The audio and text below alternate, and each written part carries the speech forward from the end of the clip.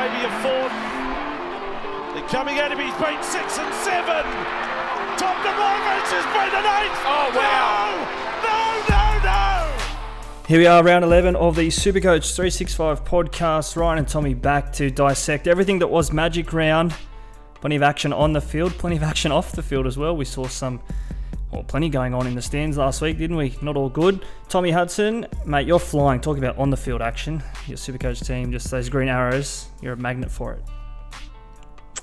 Yeah, good day, Ryan. Back into the top 1,000, which was good to see on Monday morning. But yeah, it was a good round of footy. Magic Round just looks great, doesn't it? I think we said last week that we kind of say every year that we want to go up, and watching the action made me definitely want to go up next year. So hopefully we can get that arranged. This is it, line in the sand. We're saying, hold us accountable. This time next year, we'll be coming back. You and I might be hungover still by Tuesday when we press record. Because it looks a magical weekend, and, no pun intended up there. But, everyone who goes, they, rant and rave about how good it is. About time we experience it for ourselves. We're going to try and get some of the listeners involved next year, so stay tuned in the pre-season as well. If anyone wants to come along with us two Derricks, you're more than welcome to. You'll be paying for yourself, though. Tommy, other than that, all the action on the field, I said it was plenty of good. There wasn't, from a SuperCoach perspective, it wasn't all good though, was it? Because it looked a low scoring round, a sort of a throwback to rounds 2, 3, where it was a real struggle, a real fight to hit those scores. Yeah, absolutely. I think I got 1,088, and that was only top 6%. So the scoring was quite low. A lot of people got under 1,000, and I think a big reason for that was probably a lot of the bigger teams playing each other. Yeah. Which probably led to a lot lower scoring. And that is, again, a factor in round 11. So it's one to look out for. Yeah, we'll put the scores up on your screen here now, holding us to accountable. Tommy, 1,088. Some green arrows there, back into the top 1,000, as you say. What is it, 700 and something by the looks of it there? Yeah, 703. But as we keep saying, the next 6 weeks will really sort it out, I think, during Origin. They will, the men from the boys. And just showing you how close the round actually was. Look at my score, 919. So, a tick over 100 points behind. But, what was I, top 50-something percent? So, just shows you how close it was around, an average score versus a slightly above average score, even though there wasn't really too much difference amongst our two scores there. As you say there, it's that tricky part of the year, isn't it, that we're getting to 2 weeks away until that first bye round, as you say. And that's really what we're going to talk a lot about tonight, not only round 11, all the action from the 8 games coming up, but looking ahead and planning ahead, because planning is going to be important. Absolutely. We've been speaking about round 13 for a few weeks now, but it's only, 2 weeks away. Pretty much every trade you do for the next fortnight should be for that round. So, yeah, we'll definitely focus on that tonight. Before we dive into that, of course, we'll talk a bit of round 10, Magic Round, and we're going to do this, again, the good, the bad, and the ugly to come out of last week. There was plenty of bad and ugly, but let's start on a bit of the good. For me, I'll kick us off, Tommy, pump up the tyres a little bit. I didn't make many right calls last week, really, haven't made too many right this whole season, but one of those good calls was holding on to Isaac Tango. He scored 105 in a difficult-looking fixture against the Melbourne Storm. So, pats on the back to anyone like myself who kept the Penrith left centre. Yeah, well done. I'd lost patience in him, and when I saw him scoring a couple of tries the other night, it was pretty tough to watch. But well done to those who did hold like yourself. My good was Isaiah Papali'i. He's just going from strength to strength. 2 tries the other day. Over 100 points, I believe. Some people even captain him. So if you captain him, you were absolutely flying, because the popular captain Hines, who we'll get to in a minute, only got 50. So, yeah, Papali'i, he is on fire, and he's almost looking like a must-have at the moment. Yeah, plenty went from Haas to Papali'i with, Haas's concerns around the shoulder and such. But that's my bad, not owning Papali'i. I thought I could go cheap in the forwards. It's just costing me, and putting money into the backs. It has worked at different stages, but not working at the moment. Question there, you say there about Nicho Hynes being such a popular captain option last week. I think he was 49% owned and 40% captain. So, and that's across the whole game. So that's, what is it? 4/5 really. So really pretty much 80% upwards captain Hynes if they owned him last week. When do we start going a pod captain? Is it too early? Because, as you say there, Papali'i playing after Hynes last week, maybe a pod as such, probably a safer scorer. You look at it, but it does take a little bit of risk versus reward to make that decision. Yeah, I don't know if I'm brave enough to go out on a limb and do a big pod. And I think the other day, those who did do Papali'i were rewarded for their bravery. But, Hines on paper looked like a good option against Canberra. But like a few times this year, the likely captain option just hasn't presented the goods for SuperCoach. He was really bad not bad the other day, but that was my bad. His score of only 50 as captain was not great. And also in the same game, Sifa Talakai, just not producing the scores we expected in these on paper easy games. You and I, we held off. We couldn't hold off any longer on Talakai, could we? And then, sure enough, like we knew it was going to happen, really. He's just not performed. A couple of scores in the 40s, maybe a mid-30s as well against the Broncos. Maybe this is the week for Talakai, because last week certainly wasn't. Hines and Talakai there, as you say. Talakai's my ugly for the week. I just feel like I keep coming back to that point. We sort of missed his initial price rises. We held off waiting for that low score. It never came. As soon as we got him in, you and I, he seems like we're just weighing him down. The weight of the world, really. This is a good fixture this week against the Titans, it looks like. So hopefully you can make amends for us anyway. Yeah, maybe last chance if you're looking to sell him this week against the Gold Coast. My ugly is Ben Trebojevic. Not really his scoring, but more the fact that, myself and half the game probably brought him in the last week for round 13 purposes predominantly, and now he's likely to be missing that round with, I think it's a shoulder injury. So it's pretty disappointing that, the main reason we got him in is not even going to be a factor anymore. Yeah, there's been a couple of those already this year, and that's one that really hurts. And, speaking of traits like that, I know it's, I don't want to touch on too many uglies, but Isaiah Tass, again, not being there, named for round 10, and again, not named tonight, Team List Tuesday, as we go to air for round 11 either. Let's recap some of those results on the field, though, Tommy, because this is where we pick it up.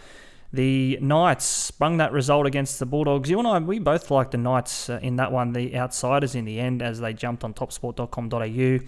The Broncos as well, far too strong for the Seagulls. I think we both liked the Broncos as well, but we never could have predicted this sort of scoreline, 38 points to 0, and Adam Reynolds didn't even wind back to clock.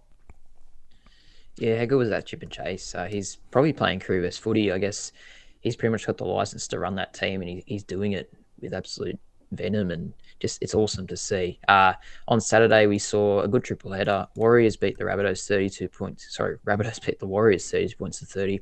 A weird game. I don't know how the Rabbitohs nearly lost that one, but yeah, they wouldn't be happy with the win, really, the way it went down. Titans beat the Dragons in Golden Point, 20 points to 16. I feel like the Dragons threw that one away a little bit. And the piece de resistance of Saturday night, Panthers 32, Storm 6. I know Storm had some players out, but I still thought this was awesome from Penrith. Yeah, the way they won, wasn't it? Just relentless. And again, missing Hughes, missing Pappenhausen. It wasn't going to be easy for Melbourne, but I guess the way the Penrith just showed no mercy, that's what's made them such a good footy team over the past couple of years. We'll flash up just those last couple of results there before we do move on. Just on Penrith, though, you mentioned Isaac Tungo already, but Cleary was back to somewhere near his best. I think he got 88. Luai looked more threatening with the ball as well, so good signs for Penrith heading into what, again, will be a tricky period for them. And then one of the surprise results, and there was a couple of them, but this one probably the biggest of them all, really. The Raiders, 30 points to 10 victors over the Sharks. Tommy, proudly sporting the Raiders kit tonight, and so you should. They were pretty impressive in that one. The Roosters and the Eels, somewhat a surprise result. Again, the Roosters outsiders, but I mean, this is what we wanted to see from the Roosters, didn't we? We said it didn't matter how they won, they just had to win, and that's exactly what they did. Yeah, and they're starting to hit some form, I think. That game against the Titans 2 weeks ago probably has played them into form. Nice win against Para, and we'll talk about it a bit tonight, but their run the next 6 weeks is really hard. But, if they play like that, they might get some results. And, of course, the Cowboys just kept on doing what they've been doing for the past 9 weeks prior to round 10, just winning games, winning it well. Too good for the West Tigers in the end. 32 points to 16, I think it was. And the Cowboys, again, you spoke of the piece de resistance. Who would have thought we'd be saying that about their clash with the Melbourne Storm this week here. Let's just throw up as well, before we move into the round 11 preview, we'll recap all of the scores from our overall group. You'll find this under your leagues. We say it every week. $500 to the winner, free to play, 576-855.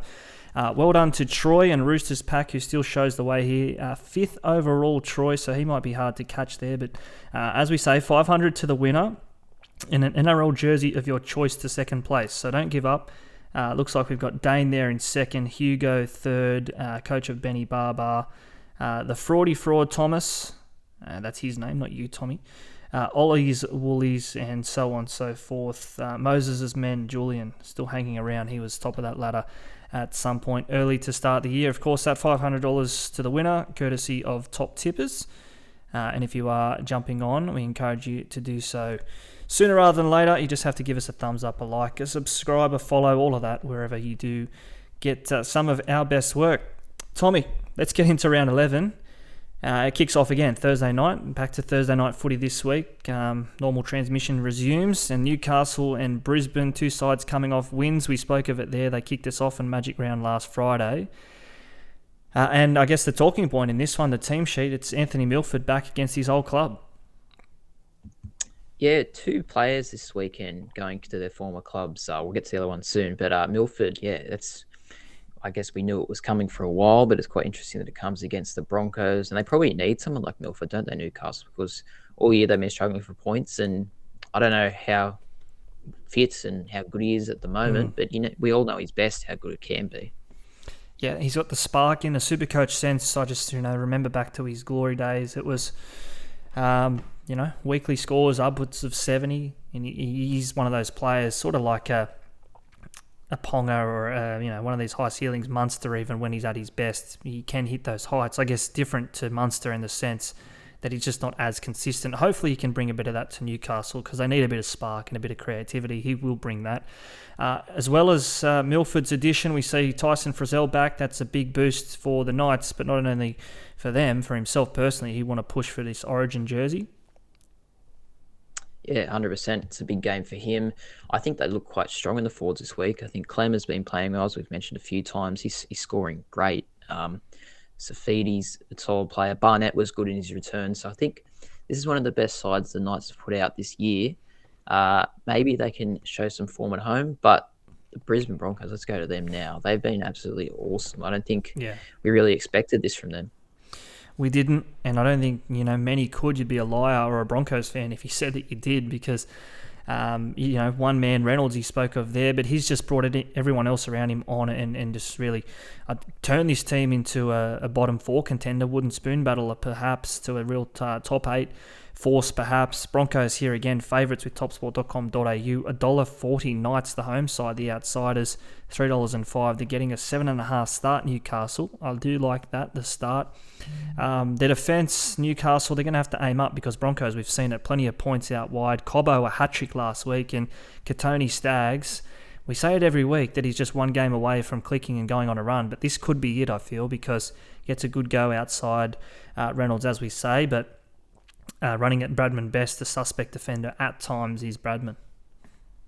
Yeah, I feel like Staggs is one of the players this week which people may look to sell. I'm not personally. I think he is worth holding for a game like this, but what are your thoughts on that? Obviously, Broncos don't play round 13. He could be part of Origin, maybe. He's not producing the scores, but he's playing quite well, so it's a tricky one.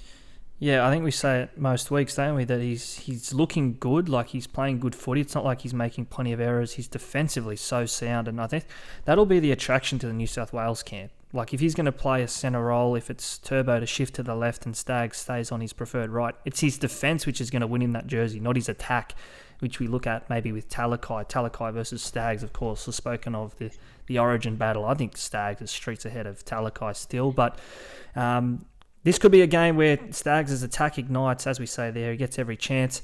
Otherwise here, I wouldn't be selling him. I just think, he's one game away, and we've seen it already this year. He can score one, he can score 2 tries, and suddenly his scores upwards of 100. Yeah, I think he's just worth keeping for now, but I do think if he can't go big this week against the Knights, well, then maybe we have to start thinking that maybe he's not that good at SuperCoach anymore. Yeah. I don't know. What are you thinking in this game in terms of bet with topsport.com.au? I don't mind, as you sort of alluded to, the Knights at the plus 7.5. Brisbane are playing great, don't get me wrong, but they've had a lot of home games at Suncorp, big fixtures, big atmosphere. Yeah. This might be a little bit different away to Newcastle. Newcastle coming off a win, albeit not a great one, but they might be able to build something from them. Yeah, not horrible. I mean, it's tough and as gritty as that win was. Maybe that's exactly what they needed. no nonsense sort of win. As you say, when Broncos have won, they've won well. They've put away teams. I think, Manly obviously the more recent one, but even when they beat the Sharks, I think the final margin was 7, but they never really looked troubled. So if this does turn into a dogfight, Frizzell back, Clemmers, I think he's in career best form. I think I said the other day to you or maybe someone else, I think he's playing better now than he ever has. And when he's represented New South Wales in the past, he's just doing so much work. It's exactly what they need. Give me Newcastle. I might even just take them head-to-head, $3.05. I've bagged them all year. I'm going to tip them 2 weeks in a row. Not the words I thought that would come out of your mouth, but no, I do agree with you. A good game. I think it's actually a good game, this one. I think both teams will be desperate. Brisbane are in really good form. Now, let's move on to the next game, and this one, of course, is the Tigers and the Bulldogs. Throw it up on your screen there. And the Tigers, narrow favourites here, $1.80, Bulldogs, $2.05. Plenty going on off the field for the Bulldogs this week. Headlined, of course, by Trent Barrett being, well, did he get sacked? Did he quit? Probably doesn't matter. He's not there this week. And neither is Brent Naden, who moves from the... He's moved from the Dogs to the Tigers effective immediately. So I don't think he's playing this week, though. Well, he's in the extended reserves, apparently. Right. Someone on Twitter, one of the NRL journalists, was tweeting that he will actually play. So Wow. wait and see. But it would be quite amazing for him to turn out against the Bulldogs 7 days after he played for them. So I'll wait and see there. But personally, I don't think it's a earth-shattering move, really. It's not going to change much of the Tigers' fortunes. Mm-hmm. They've got a lot of injuries. Brooks is out. Simpkin is concussed, so he's missing through HIA. They welcome back, well, I think debuting for the club, Farmo Brown. Definitely a throwback there.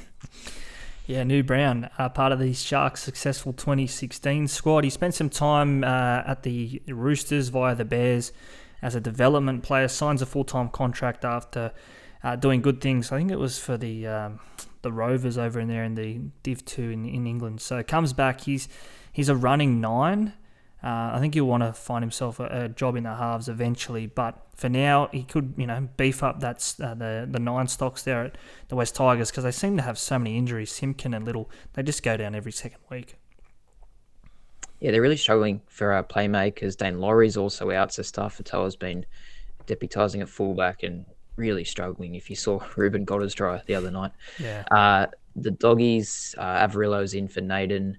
Jackson Topany is starting second rower, so he could be a little cheapy maybe. Apparently, though, I would say with the Dogs, watching Gus Gould on 100% footy, apparently half the team has the flu, Right. and their team could change drastically. So I wouldn't be too set in stone what they've named today.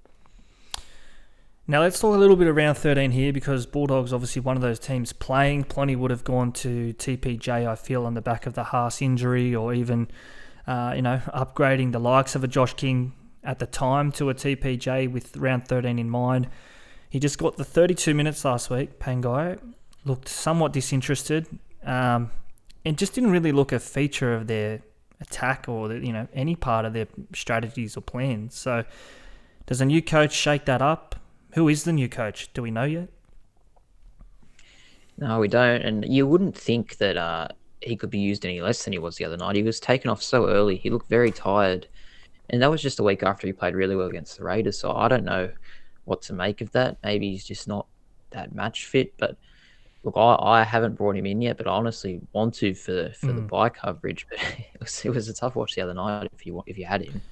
Would have been frustrating. Like I know we've said that before about David Fafita and similar sort of players in terms of their SuperCoach abilities and what they can bring to a team. They're just not bringing it to their own teams recently anyway. We saw him do so many good things though at the Panthers last year when he went to the club. His role was simplified, sort of just went through the middle, got offloads, and eventually found more attacking stats as well because he was just always around the ball. So maybe that's the go for Pangai. Get him back in the middle, simplify his role. Things may come on the back of that. We know he's got a big motor. You've got here as well, bounce back factor with the new coach. Well, as you say there, we don't really know who that is yet. I think that's a myth as well. I don't know. You'll often hear, if you do listen to the Sportsbet boys over there on their podcast, get them on side, they will say there's this stat that goes around about this bounce back factor. It just doesn't happen. So when you're doing your bets this week, of course, with topsport.com.au, not the rival, be sure to take that into account. The Tigers could just be good things this week. Maybe they just get it done. It's a really tough game to bet. And we say gamble responsibly every week. You'd have to gamble very responsibly this game. Like $1.80 the Tigers, $2.05 the Dogs. The Tigers with injuries, the Dogs with a coach that we don't know who it's going to be, and the flu. It's a really tough one to pick. Leave me out. Let's move on to the next game because, I think best that we do leave that one there. The Eels and the Seagulls. This one, the later game, the primetime game on Friday night.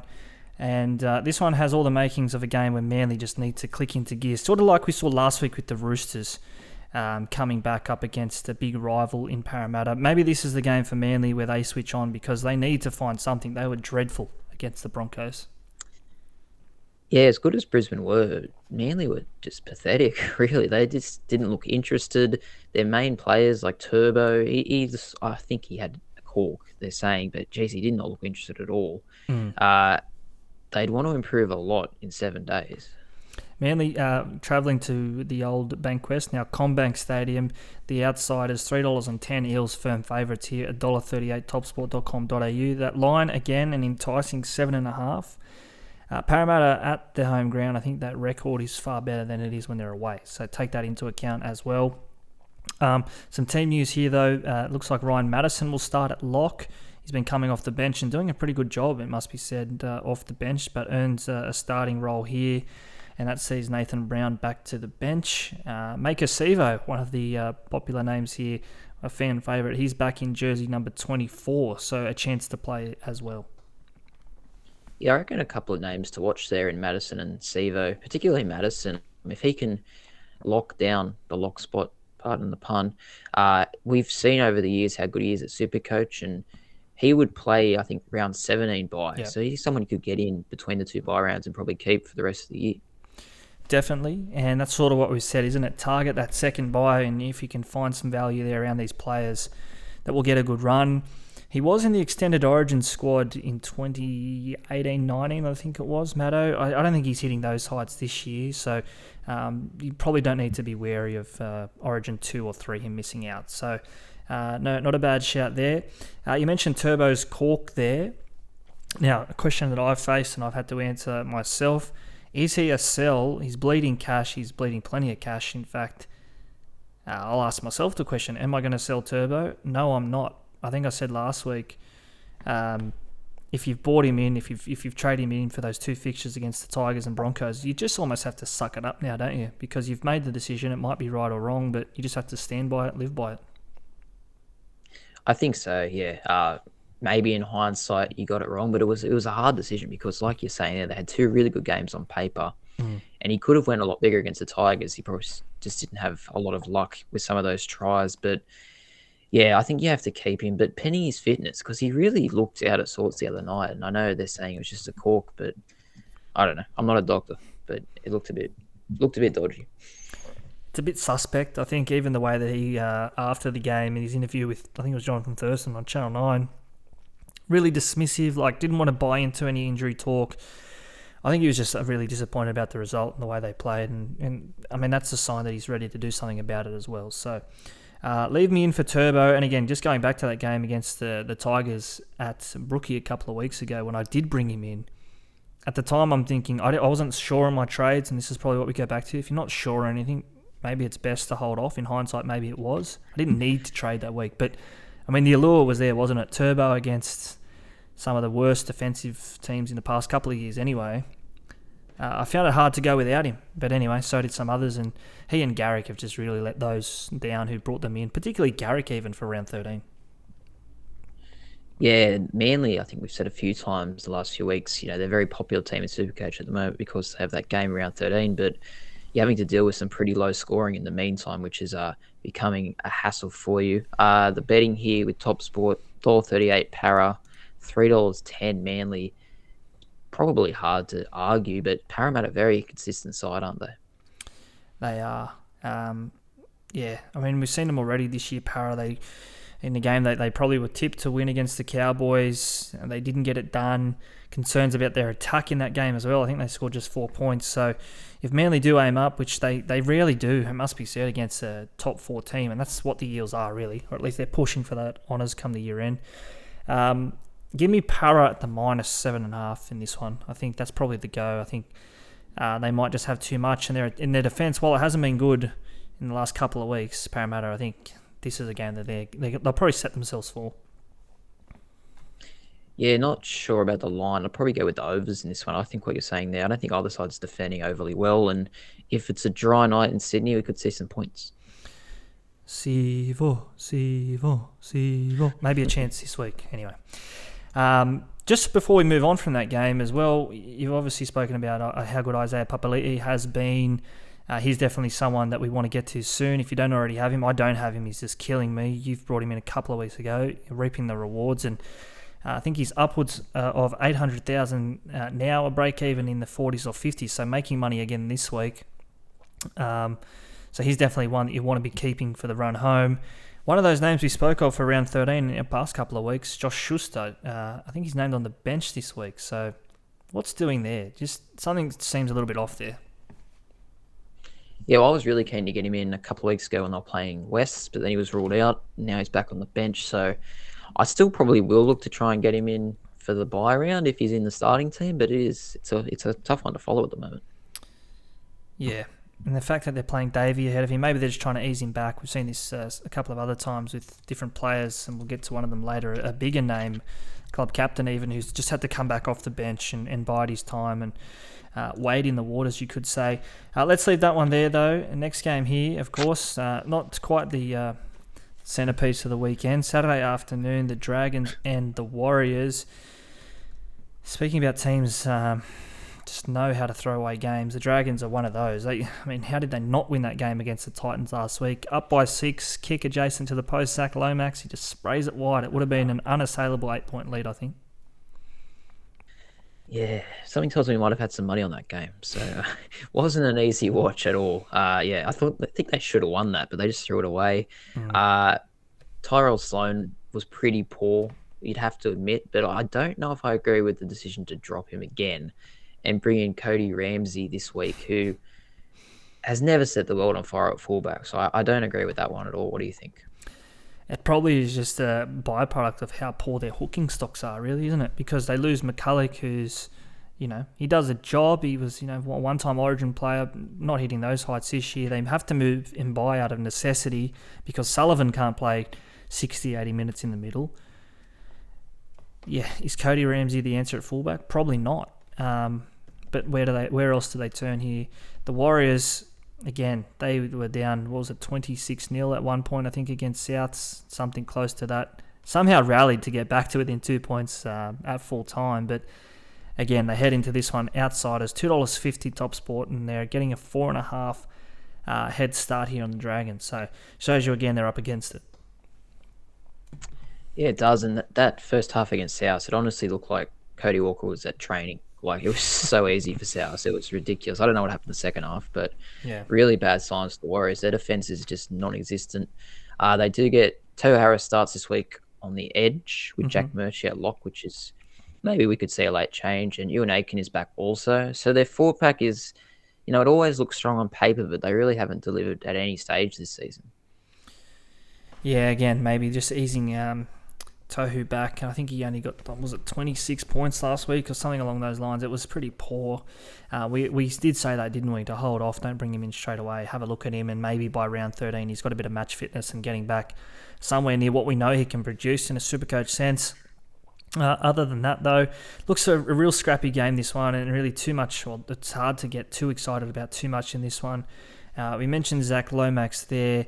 I think he would have been spoken of in Origin chances when Latrell went down, but he's just not getting enough ball, and it's pretty disappointing to see. A little bit like Stags even. They should be the centrepiece in their team's attack down the right side, but just the ball goes left too often.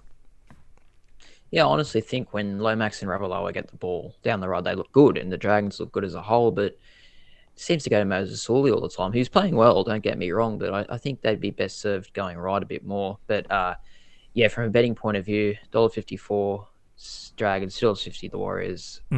I can't make a case for either at those prices. It's too hard. Neither team is playing anywhere near consistent enough. Keep your powder dry maybe there. Just before we push on, I think one player we haven't spoken about in some time, maybe not since January when we sat down and we went through the halves and 5/8 preview, Sean Johnson. Now, he has lost a lot of money. He has lost the goal kicking as well, which hurts his scoring. But he's at, I think it's about $350,000. Will play round 13. Now, people are going to have to make a decision to sell Cleary, Hines, Munster, 1, 2 or 3 of those players come Origin if you want someone playing. I think the Warriors, they do play 13. So Johnson, is he an option really? I mean, we know what he can bring at his best. He's not hitting that. But maybe this is a game for SJ to just find some of that vintage form. Yeah, look, I was a big fan of his pre-season. I was going to start the year with him. I wanted to get him in draft. I was all over him, but he just has not produced 9 games this year, only 2 scores above 50. It's about 6 scores in the 20s. So, look, I know he does play the bye, but pretty risky. Maybe some value elsewhere, perhaps. While we're at it, let's find a try scorer in that one because there may be points. Both teams, we do know that they do only play one side of the ball, and that's usually when they've got it in their hands. For me, it's hard to go past that left side of the Dragons because that's just the way that they keep favouring. Matt Fiagai, $2.03, probably the clear elect. Ravalawa is a favourite here actually. I don't think he touched the ball last week. Lomax $2.81, but that man Moses Sully down that left side, $3.20 could present some value. Yeah, I'm not sure how he's a bigger price than Lomax. If you watch the Dragons play, they go left every time, and you saw the Rabbitohs kill the Warriors on both sides last week. So I reckon Sully $3.20 is worth a small bit. Speaking of SJ there, $5.90 anytime if you think he can find some of that vintage form. Let's move on to, as we said here, probably one of the better games of the round, if not the best game of the round, the Storm and the Cowboys. The Storm travelling up to North Queensland. The Cowboys, we never could have anticipated that we'd see this from Todd Payten's men. No, I think we've said it every week now that we thought they were going to come last or close to it, and they just keep delivering. And I honestly think their win the other night, I know it was only against West, but the way they clinically put away a bad team, that's what the good teams do, and they're starting to look like a genuinely good team, and we're going to start taking them seriously, I guess. Yeah, it's only taken us 11 weeks to take them as a serious option. I think even we said last week you could get them $2.10 to make the top 8, and that was in round 10. Now that's probably a better price than what you were getting for Cronulla before a ball was kicked $1.90, and Cowboys are firmly entrenched in the top 4 now. So no, a serious team, the Cowboys, if you are looking at it like that. You said here they're on fire. Ruben Cotter, he's killing it. We're going to talk Origin teams and updates to that a little bit later. He is one name that we have added because I think when we first did it, it was maybe round 8, 9. He wasn't on the list, but the way he's played the last, as we say, 3-4 weeks, it's just been insatiable. Yeah, he was a bolter maybe, I think I said at the time, but I couldn't predict how well he's gone, and I think Cameron Smith was talking him up on radio a few weeks ago. So it honestly sounds like he's going to be there, and I think he's turned into more than just he was brought in for bye coverage for round 13, but the way he's scoring and the minutes he plays, he could almost be a season-long keeper. Yeah, there's no reason why he can't. He's there, and a nice little dual option there, hooker and 2RF. So I know everyone's got this idea, at least I did at one point, Cook and Grant are the aspirational hookers. Maybe it's not. Maybe it's Cotter and Grant, or maybe there are some other value players that present themselves. Of course, we'll get to the Sharks soon, but McInnes starting at lock this week. Maybe that's an option there as well if you can find some of that form like Cotter. Taumalolo here, I think he played just 31 minutes last week. You've written down he must play more than that this week. I think you go back through his minutes played against some of those bigger teams. Think of even the Raiders at the time. That seemed a big game for the Cowboys.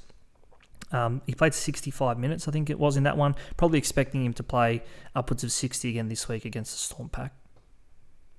Yeah, I think everyone was freaking out on Sunday night when he wasn't coming back on, myself included.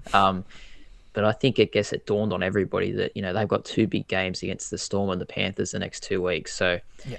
Todd Payten, I guess he kind of trolls SuperCoach a fair bit. He took off Drinkwater as well the other night, which was interesting, but I can't imagine he's going to be toying with it too much this week against a team like Melbourne. Yeah, and it's going to get to a point, isn't it, when you say they're toying with it and trolling, and it's going to get to a point in the season where he says, no, that's enough, I'm paying these guys big money to play big minutes. I think this could be one of those weeks. depending on the scoreline, of course, because if they do get behind a little bit, as you say there, they've got another game. It's pretty difficult the week after against Penrith, as you say there. So maybe it's like Nick Kyrgios when he knows he's going to lose a set, just puts the shots away and he's happy to change ends. You got here Jerome Hughes back much earlier than what we're anticipating. I think we read last Saturday afternoon it was a 3 to 4 week injury. He may just miss 1 week, so good for Hughes holders.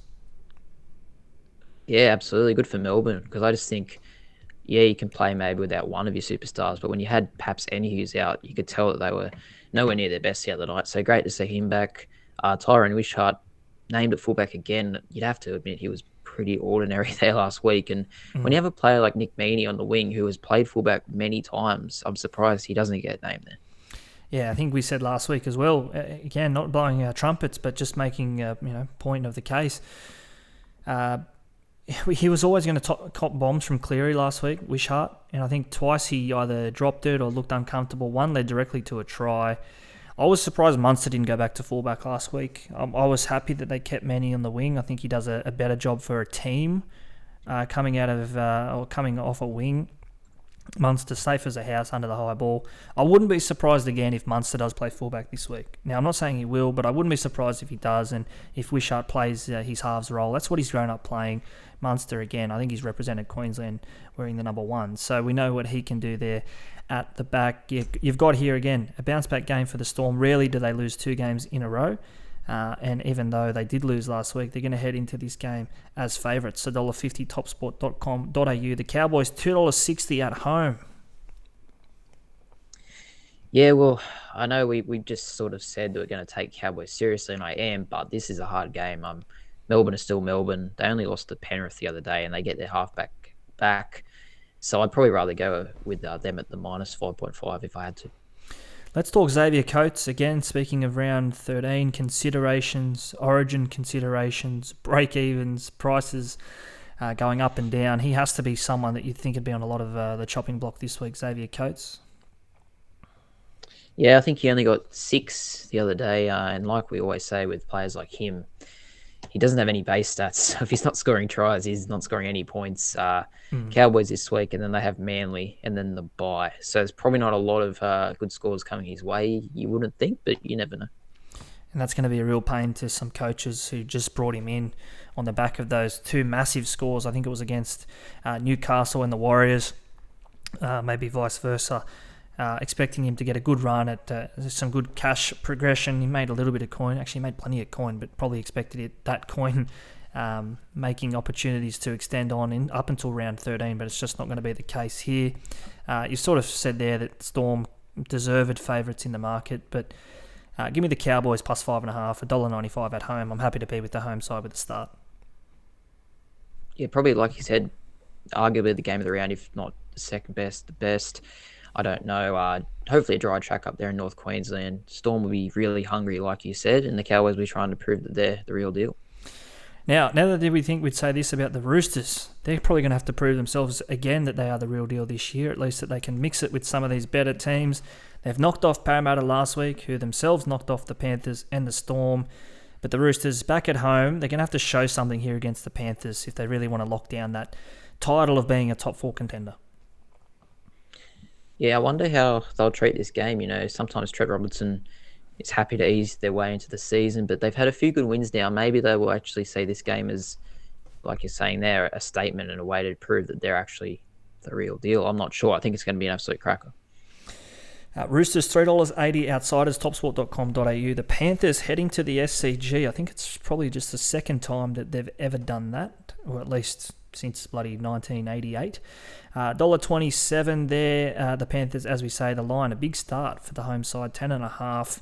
The Panthers, they can gobble that up quickly, though. I think they raced out to a 12-0 lead inside 10 minutes last week against Melbourne. So when they're in a mood, the Panthers, it's hard to stop them from rolling. The Roosters team, there's a bit of news here around the lock with Radley out.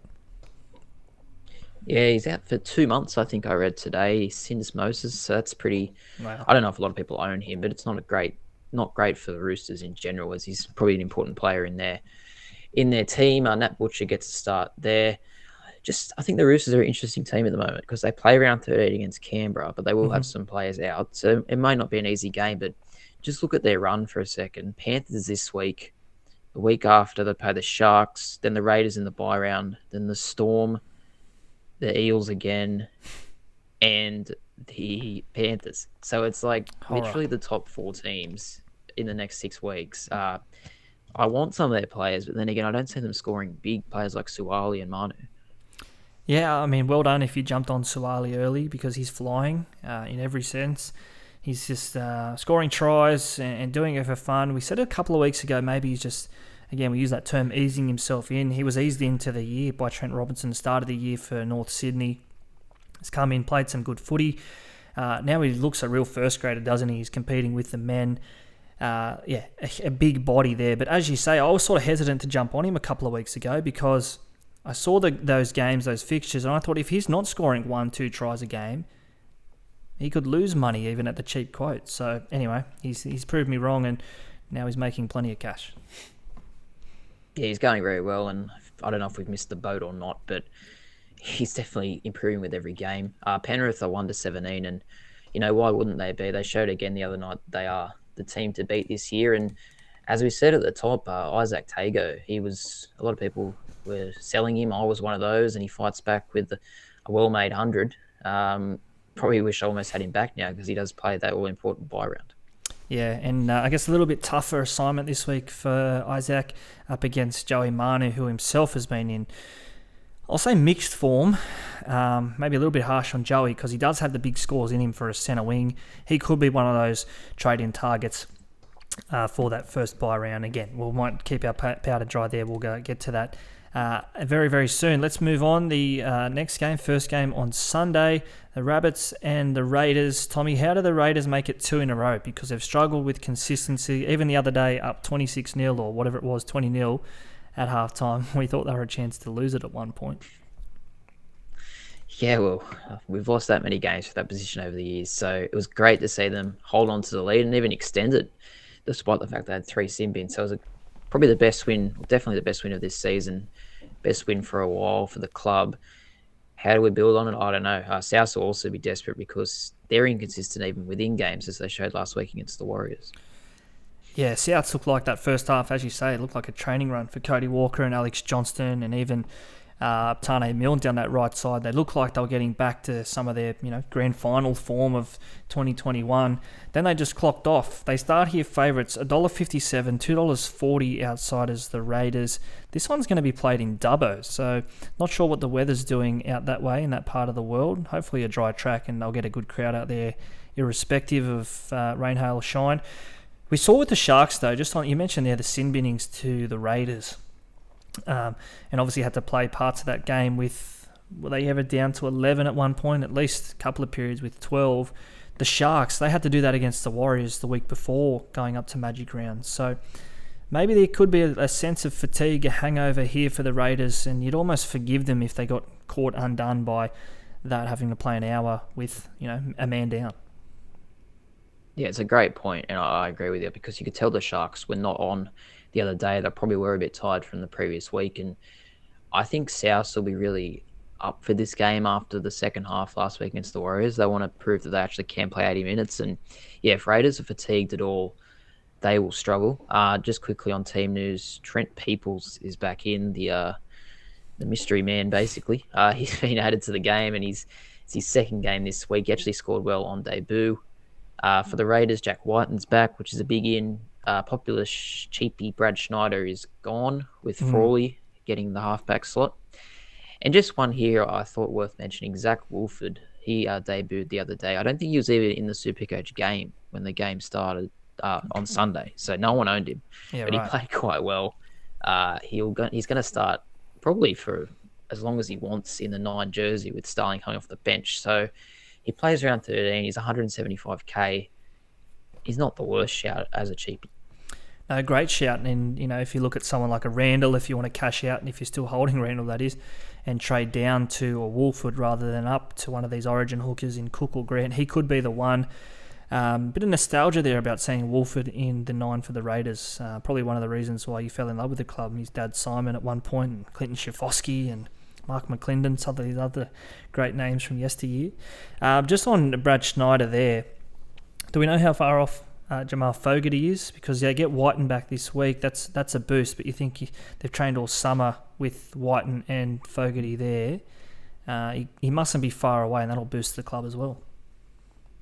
Yeah, not 100%. Last time I heard was round 14, so still a couple of weeks away, but not too late in the year. They'll have enough time to hopefully mount a challenge for the semis. And yeah, when they do get their spine back intact, watch out. Yeah, no stopping them. The Green Machine, they might roll on into 8th place to eventually get bundled out by someone in week 1. Anyway, let's move on. The last game of the round here, the Titans and the Sharks to finish it off. Seabus Super Stadium, the venue. The Top Sport Titans up against the Sharks here. $2.80 the home team. Cronulla, $1.44. They'll be disappointed by that result there. Have some excuses, but Fitzgibbon won't want to rely on that. Nicho Hynes back to jersey 7. Well, we sat there watching that game on Sunday, just saying the whole time, why is he not playing 7? And thank God he is named there. Trindle really struggled. Hynes was just trying to get his hands on the ball as much as he could. Yeah. And whenever he did, they looked a better team. So it's good to see him back in the main role. Too many cooks in the kitchen, perhaps. Hynes to 7 means Lachlan Miller comes into fullback. Now, interesting here, Miller, he's playing fullback this week, but he's actually only a halfback on SuperCoach. So have a look at that one in your draft leagues if you are top of the waivers tonight, or scoop him up as a free agent tomorrow if you're desperate for a halfback. I know I am, Tommy. Lachie Miller, he's a rugby sevens type. What else do we know about him? Has he been playing well for Newtown? Couldn't tell you, mate. I have heard good things about him. I don't know how he's been playing, though. So, look, hopefully, I think this looks a much better team with Hynes at 7. Miller can just do a job at fullback, hopefully, and this is a relatively soft game against the Titans. More team news, as you mentioned before, Wade Graham gets the start this week. I don't think he looked incredible last week, but he might go better as a starter. Teague Wilton is on the bench, and Dale Finucane is out again with concussion. Yeah, concerning for Dale. I think that's his second one of the season. And not only with his concussion, listening to the press conference after that game, he actually injured his knee when falling because of the concussion. So he's actually out just as much as for the concussion as he is a knee injury. He could miss up to a month, I think. So good go here for Cam McInnes in jersey 13 perhaps. Doesn't play 13, so maybe you do look at him after that first bye, although there could be some cash to be made now at a lowish sort of price. The Sharks, again, they'll want to bounce back. We've said it a couple of times already. This is a good game for them to do so. The Titans, they got that win last week, but even then they didn't look rock solid, so you think the Sharks class should prevail here if they can get it right. Yeah, $1.44 the Sharks, $2.80 the Titans, -6.5 the Sharks. The line is $1.85, so it's already been backed a little bit, and I'd have to go with that. I agree with you. I think Titans were not convincing at all. The Sharks will be looking to fight back after that poor display. So yeah, I reckon they can definitely cover. They were very poor last week, the Sharks, by all standards. I think Wade's starting. He'll go on that left side, so I think that only improves that left side attack. We spoke of Talakai. Is he a trade? Is he not?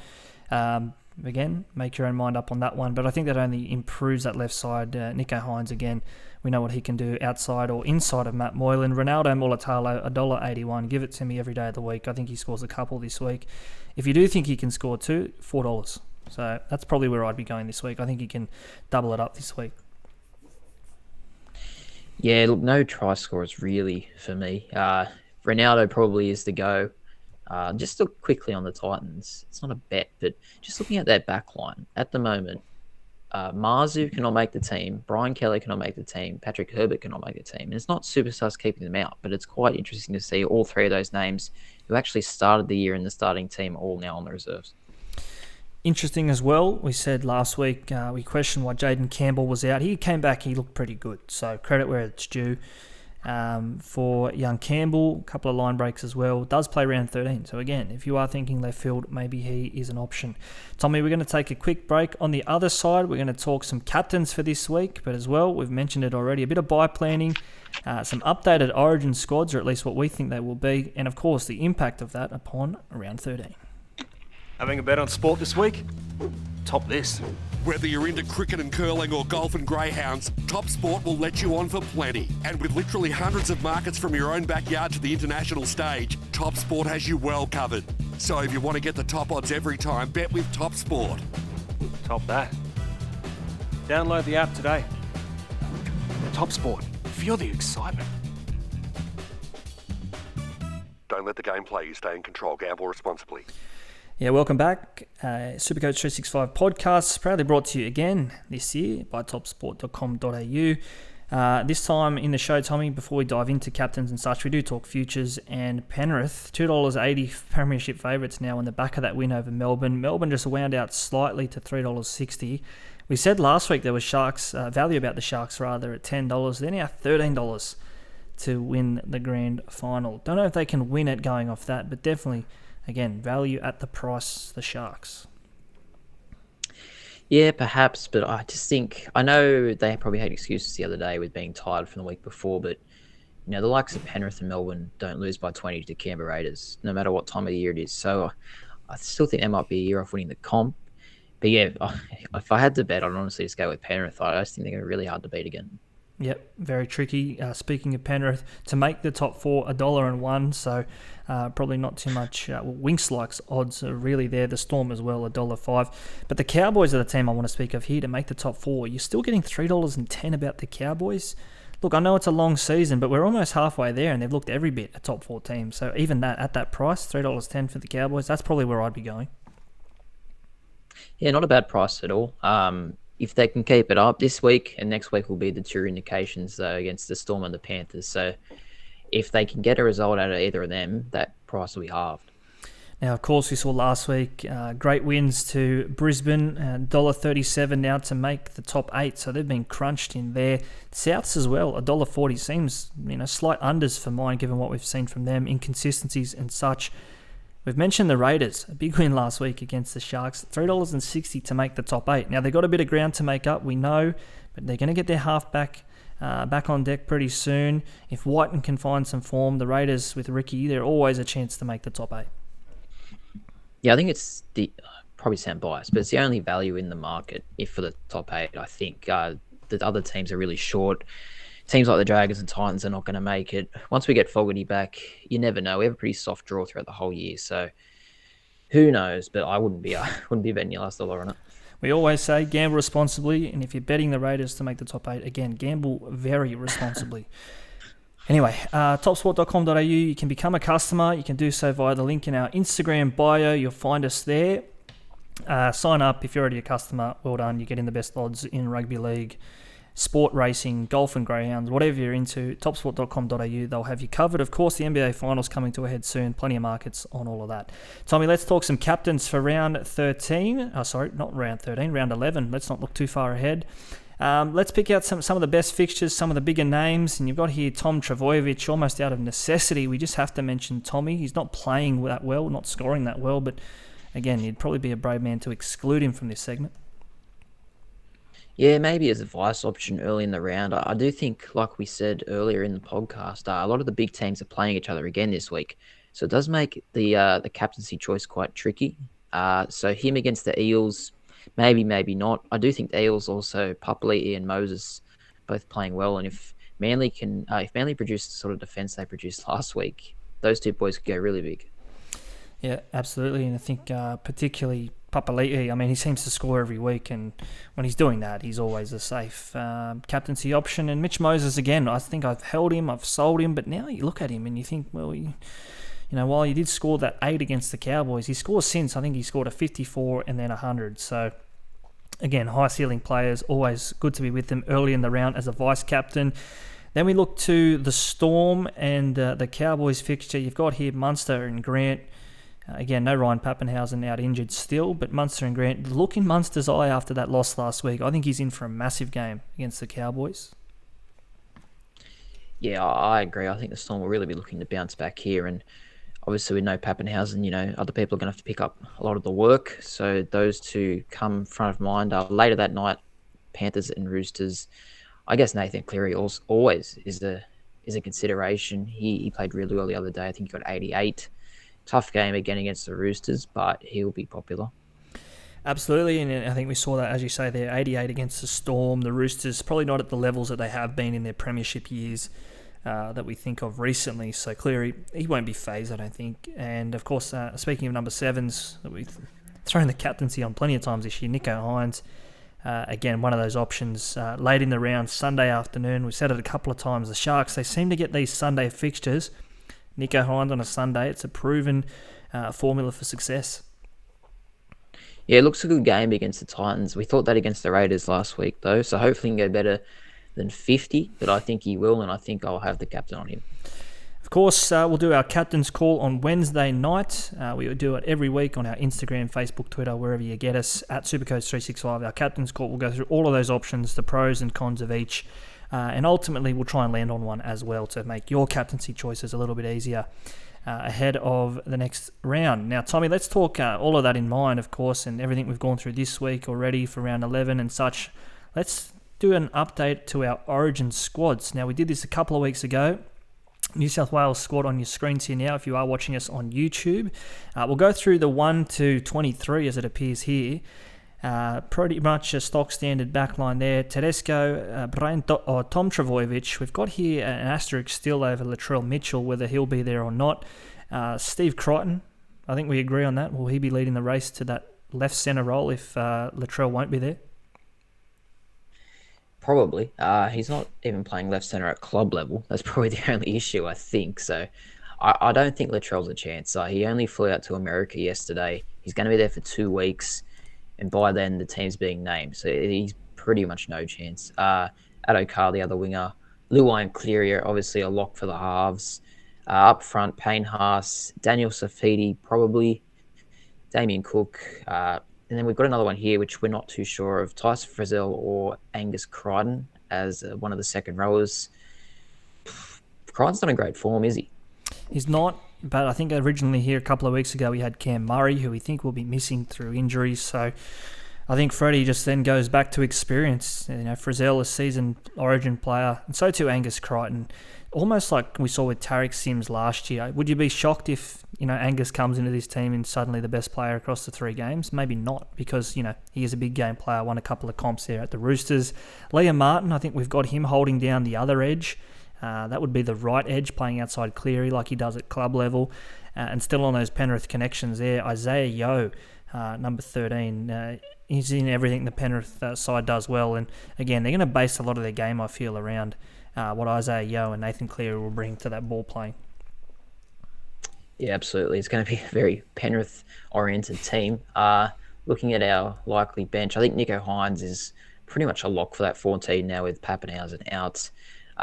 Junior Paolo, however it's said these days. Jake Trbojevic, Paolo. Sims, Clemmer, this is just a few other names to consider. Gutherson, Campbell Graham is another one maybe for the centres. And then you've got a few others there, the likes of Mitch Moses, Jackie Whiten and Kaloa Matangi. So yeah, they're probably names I guess we're pretty much saying aren't going to be there around 13 if their team is playing. Clemmer that good. We've got him there twice, 17 and 23, or 22 as it is there. I think the injury to Pappenhausen really brings Gutherson or Whiten back into contention, purely as that 18th man role, because they can come on and play, 6, 7, even fullback, centre, 9 at a pinch, 13 maybe. Whereas obviously Nicho Hynes, we think he's going to be the utility, but would you be, again, as I use that term, would you be shocked if it is Jack Whiten in jersey 14 ahead of Nicho Hynes and Nicho's the 18? On form maybe you are, but on experience and everything else considered, would you be? I'm probably not for mine.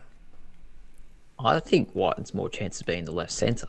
I'm not saying he will be, but he's played left centre before for New South Wales, so maybe. I think Gutherson's also played centre for New South Wales, if I'm not mistaken. So there's a few options for that spot, but it's one to watch.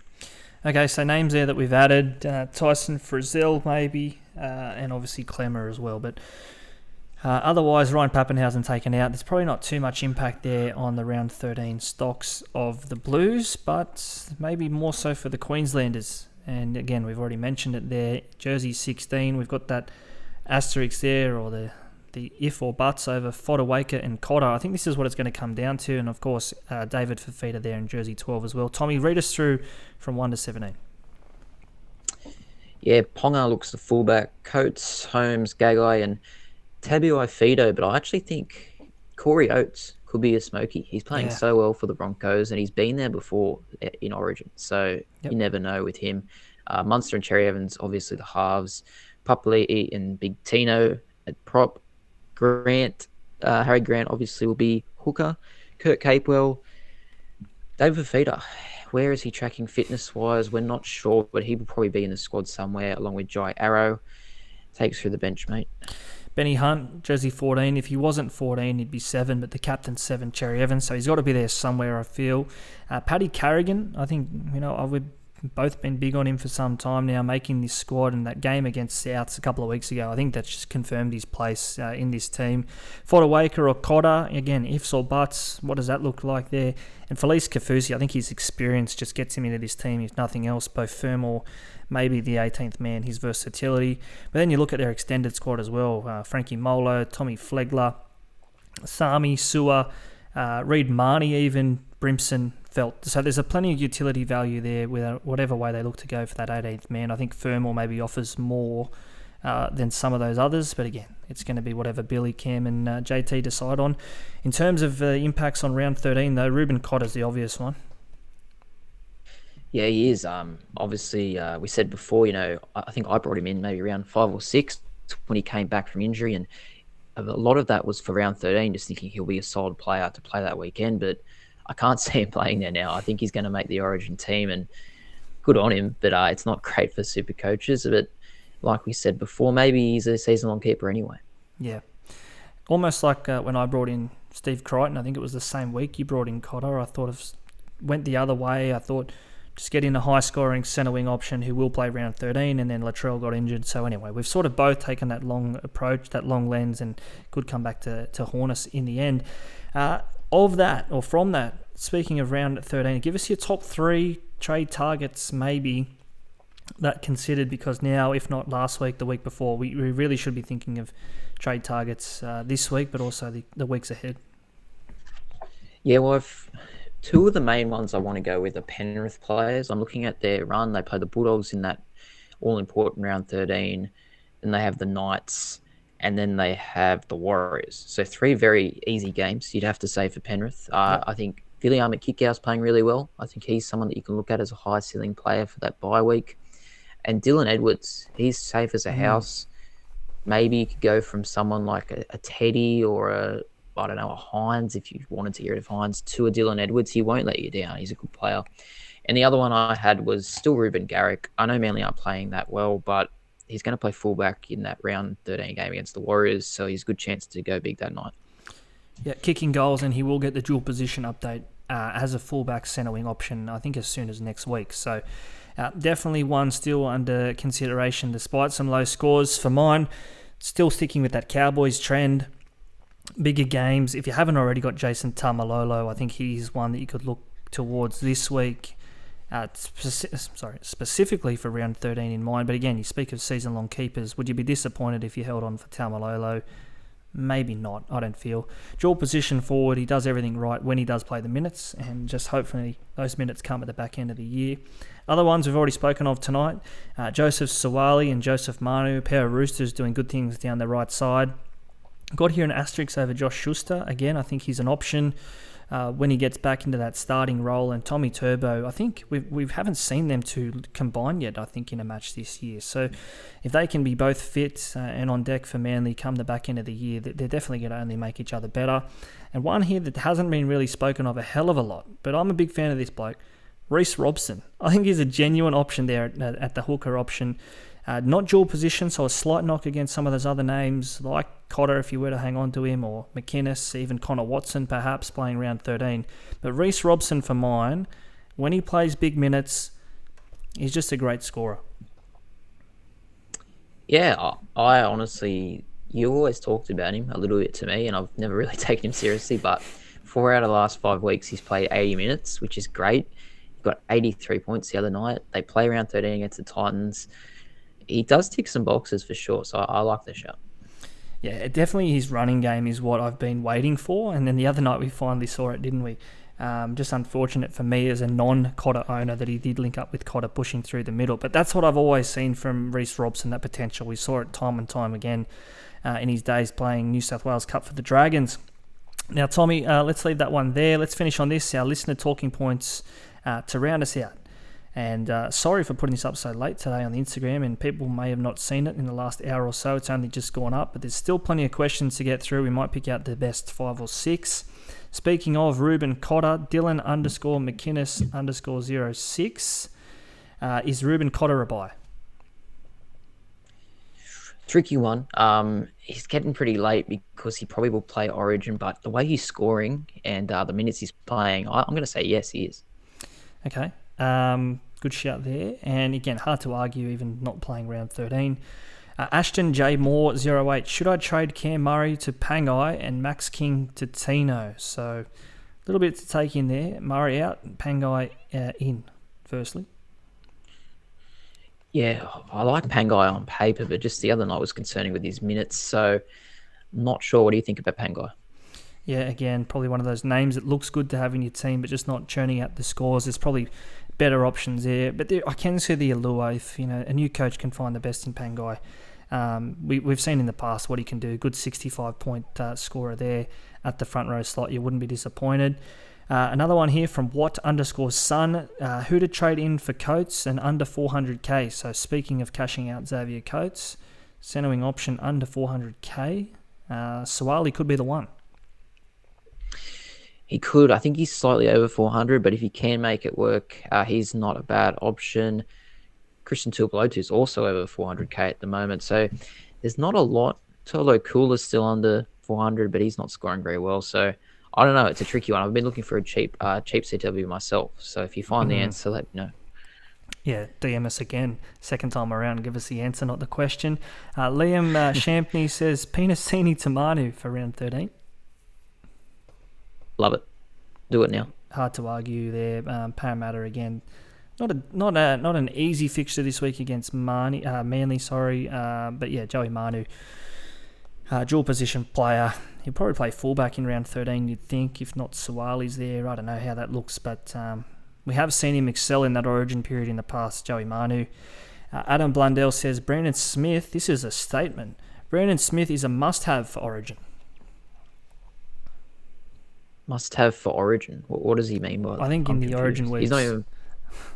Yeah, well, he's not playing round 13, so I wouldn't rush to him. He's playing prop this week, and I don't like his hair. Okay, couple of points there, particularly the last one. Stokesy 93. Is Kurt Mann a hold, and where the bloody hell is he? Don't know, and no, he's not a hold. No, I probably would have sold him a couple of weeks ago. I mean, I never bought him. I can see, again, going back to the start of the year, the allure of having a middle forward playing your CTW slot. I could see that. Don't know how it eventuated, to be honest. I never really looked at him. Alex Brigo up here, friend of the show. Zach Woodford. I think he means Wolford. Zach Wolford, cheapie of the week. Tommy, you've already given him a bit of a rap. Yeah, I don't know. I'm not getting him yet, but I reckon he's worth consideration when he comes to that price rise. Another one here from Lawrence_Keely, sell Talakai. Yeah, look, I don't know. We'll get to our trades shortly, but it's a tough one. It's probably his last chance this week against the Titans. Yeah, let's double this up. I'm going to say here, how many should we have for round 13? This one from Turi 2020. How many players are you looking at? This is a tough one. I've been speaking to a few people about this from other various podcasts, and they're all saying around probably 12 is a good number. Yeah. I don't know if I'll be even able to reach 12 personally. Where are you tracking? Personally, I was looking at 14 or 15. But again, and then we'll get to it very soon with our trading places, I'm bringing in names, or a name, that I can look to keep for the rest of the year. Two more here, one from Lil Newt X, Coates and Randall out, Lolo and Cotter in. Your thoughts, is Lolo a must to finish the season? I don't know if he's a must to finish the season. I'd probably rather have him now and then maybe look to upgrade him later. What do you think about Taumalolo? I can't hold it off anymore. I'm going to throw it up on your screen here. This is my trading places for this week, the Buds Battlers. Xavier Coates out, Talakai out, and getting in Blake Taff and that man Jason Taumalolo. Bit of thinking here behind the madness is, again, yes, I think Taumalolo can be a season keeper. Depending on minutes, of course, it's a big asterisk, but I think at least the next 3-4 weeks, heading into Origin, at least up to round 17, when I do like their draw, I think he'll play bigger minutes and then score bigger points. Again, Blake Taff, I'm probably late to the boat here, but better late than never. I think he's the best option.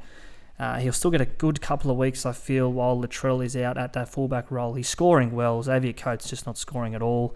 That leaves me with 21 trades, 3 remaining trade boosts beyond that, and $704,000 in the bank. So, again, I don't love the amount of money that I've got stockpiled away. I'm sort of handicapping myself, but at the same time, I feel like I just need to, because it is a long game now. I've set that task and myself that job with trading in Turbo a couple of weeks ago. Yeah, I like your trades for sure. The only question I have is, are you worried about Sunday afternoon seeing Sifa Talakai go over for a hat-trick or something? Because we've definitely been on the wrong side of him, but I feel like he's still got that, that high ceiling. Talakai owners are going to thank me on Sunday night when he's pumped out 150 because, as you say, we've been on the wrong side of him and you and I a couple of times this year. 2 more here before we get going. One more here from Kai Dawkins, still on Taumalolo. He says, I already have Lolo and Cotter and Drinky. Do you guys think getting in Reece Robson is too much? Putting too much stock in the Cowboys? Oh, well, you like him, and I don't disagree with you. They're a good team to have at the moment, especially when they're playing the Gold Coast round 13. And they'll be without a lot of their forwards, the Titans, so that could be a big game for North Queensland. Yeah, I don't have Robson at the moment, but again, thinking of Cook and Randall, they're 2 names that could very easily turn into Reece Robson in a couple of weeks' time. One more here to finish us off. Friend of the show, Blake Moore, better known as Blakes_Brushworks with an X on Instagram, the best painter in Sydney, New South Wales, Australia. Wishart stays in fullback, putting trust in the young fella. Thoughts? Yeah, well, I know Blake was a big rap on Wishart, and I think he's actually a good player, but like we said before, I'm surprised he's still fullback. Do you agree? Yeah, I am. And as I said, I wouldn't be shocked if Munster plays fullback this week. The Cowboys, unlike the Panthers, maybe not as good a kicking game. Townsend there and did, and probably not going to put up the spiral bombs like Cleary could. So maybe we do see the best out of Wishart coming out of his own end this weekend. Tommy, let's leave it there. Another big episode. Plenty to get through for round 11, but also plenty for round 13. Yeah, big planning period at the moment. No trades for me this weekend, by the way. First week, I haven't done any trades this year, so playing the long game, I guess. Don't fix what ain't broke. Tommy Hudson just flying up into the top 1,000.